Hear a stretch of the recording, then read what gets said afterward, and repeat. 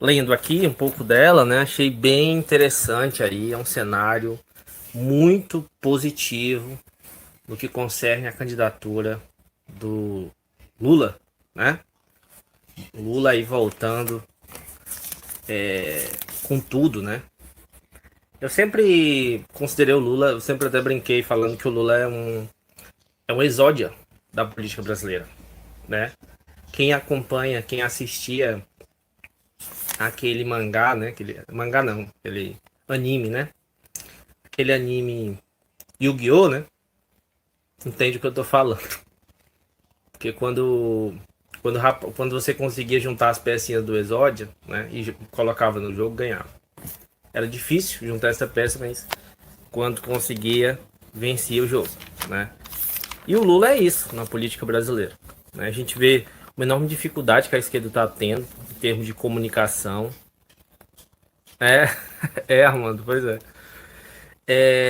Uma enorme dificuldade que a esquerda tem em várias coisas. E você vê que o Lula ele quebra todas as barreiras, todos os problemas que a esquerda aparentemente tem.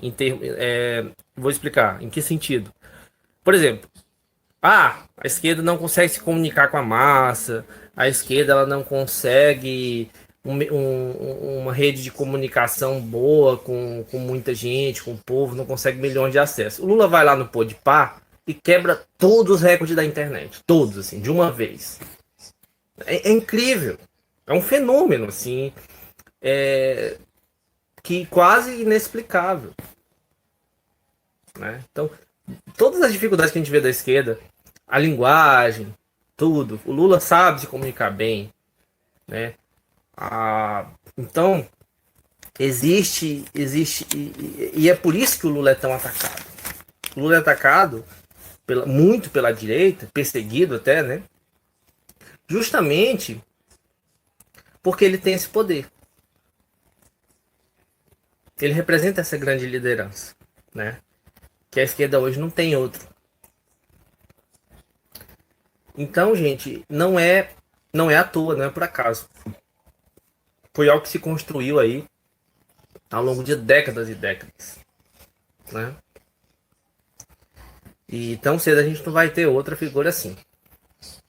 Isso, isso é bem notório, né? E preocupante, claro, né? Sabe, eu tô mais preocupado atualmente com o futuro da esquerda do que com o presente. O presente é preocupante em vários aspectos, evidentemente, mas o futuro se mostra ainda pior, né?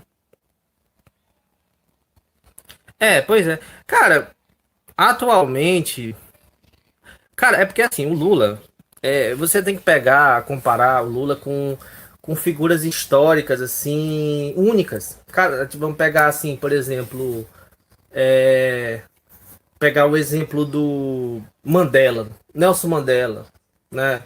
Um exemplo do Gandhi, entendeu? São figuras únicas naquele país. Não vai surgir tão cedo um outro Gandhi na Índia. Não vai surgir tão cedo um outro Nelson Mandela.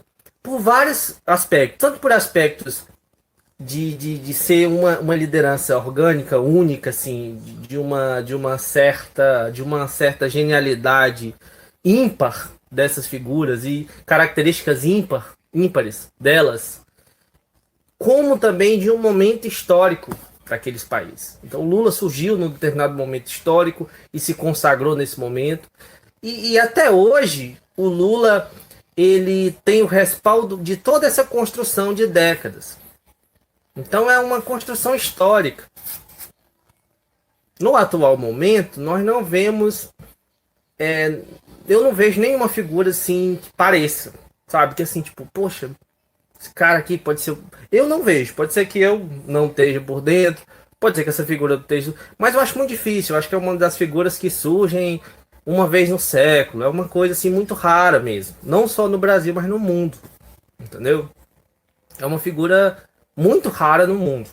Então, não é à toa que o Lula é tão destacado, né? Eu tava vendo ontem, né, assistindo a live uma live do Sem Neurose, e eu achei uma coisa tão ridícula, um moralismo tão baixo.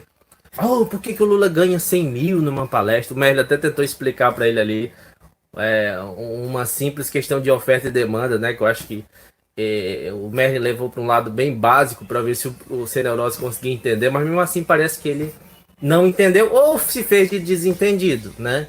Eu não sei o que é pior. Cara, você. Aí ele olha aí, ele veio falar assim: Clóvis de Barros não tem uma palestra tão. Sendo que é um cara muito mais eloquente, não sei o que. Aí eu falei pra. Eu até respondi, né? Cara, a importância histórica do Lula nem se compara ao Clóvis de Barros. Clóvis de Barros é um cara inteligente, é um bom professor. Mas não se compara, são coisas totalmente diferentes, cara. O Lula tem uma importância mundial. O Clóvis de Barros, eu não sei, mas eu não acredito que o Clóvis de Barros. Aliás, eu tenho certeza, primeiro, eu tenho certeza que o Clóvis de Barros não é tão conhecido no mundo como o Lula. Sem sombra de dúvidas. Né? Ele pode até ter algum reconhecimento aí fora, não tenho conhecimento disso. Até onde eu sei, não tem muito, não. Né? Mas o Lula, premiações no mundo todo, conhecido no mundo todo. Foi um presidente do Brasil, cara. Uma das maiores nações do mundo. E no governo dele, o Brasil foi muito bem. Por exemplo, o Bolsonaro também é presidente do Brasil, também é muito conhecido. Só que a imagem do Bolsonaro no mundo é uma imagem horrível. E a imagem do Lula é ótima, de modo geral, né? Ela é muito boa, né? O Lula é muito reconhecido pelos programas dele e tudo mais. Inclusive, eu fiz um. Eu até falei com o Nelson Neurose sobre isso uma vez. Depois eu até vou mandar algum trecho para ele de um de um artigo que eu fiz, né, sobre a crise brasileira. E tem um trecho lá que eu escrevi que é sobre um relatório, acho que é do Banco Mundial, se eu não me engano. Do Banco Mundial. Sobre o governo Lula. E fala ali sobre as conquistas do governo, né? Sobre os índices econômicos, sociais, e fala muito bem, assim, porque são índices muito bons. Não há como negar, entendeu? Não há como negar, né?